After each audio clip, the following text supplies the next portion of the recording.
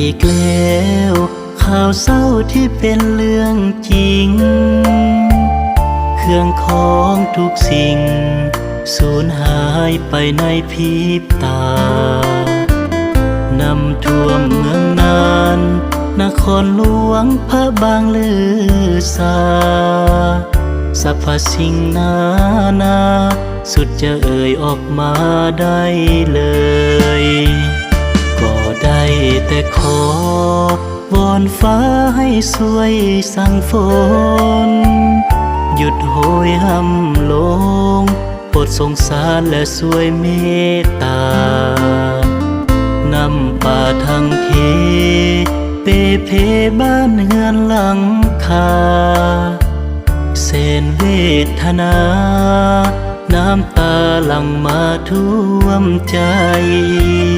น้ำตาลินไหลได้แต่ส่งแห้งใจไปเถิงเฝ้าห่วงและแสนคำนึงพี่น้องเมืองนานหลายบ้านที่เห็นสีมงคลหน้าเหล่าหน้าฝ้ายสีบุญเฮืองลำเข็นอุทกภัยบ่เว้นแม้แต่เด็กน้อยคนสลาขอเป็นแห่งใจส่งไปให้พี่น้องเมืองนานสู้อดทนก้าวผ่านวิกฤตการณ์อันน่าอดสู้เหมือนกำลังใจทั่วแคว้นส่งแห้งให้สู้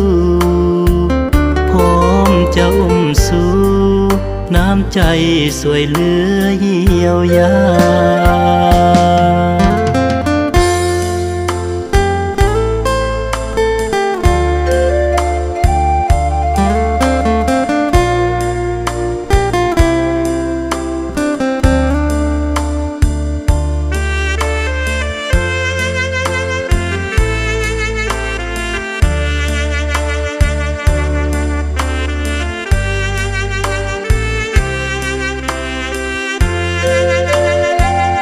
น้ำตาลินไหลได้แต่ส่งแห้งใจ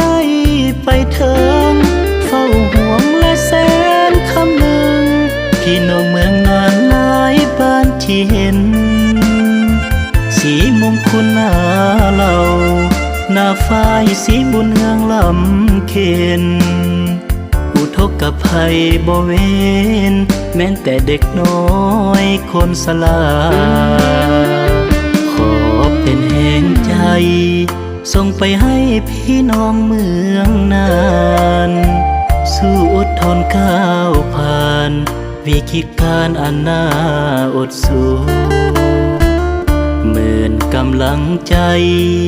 ทั่วแคว้นส่งแห้งให้สู้